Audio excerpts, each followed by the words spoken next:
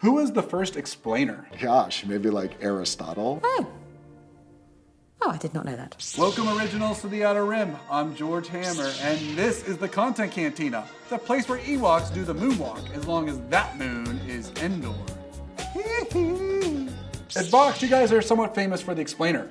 Yeah. What is an explainer? So in a word, we sort of define explanation as understanding. The audience needed less sort of news flashes. I've just been handed an urgent and horrifying news story. They needed to really understand kind of what was happening in the world and how the news related to their lives and why it mattered. That's what the monks told me. What's one of the weirdest things you've seen ever explained? There was like this urban legend that the Stegosaurus dinosaur had a second brain in its What?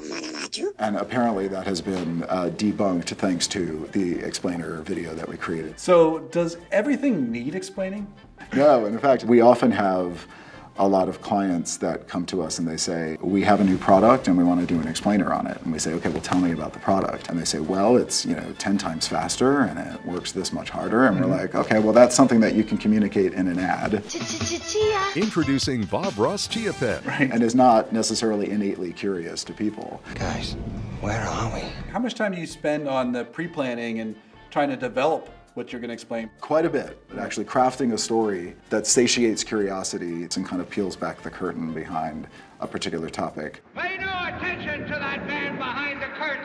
That like can hook an audience, can keep them engaged, and can make it matter is actually like lots of work. Comb the desert! I think a lot of explainer style content is in some ways talking down to its audience because it assumes that its audience doesn't really know much about that topic, whereas we assume the highest of the audience's intellect and curiosity. That's the real trick, isn't it? What were you doing before Vox? Spent most of my career working in integrated creative agencies. Cool. So why'd you make the jump to a media company? How much time do we have?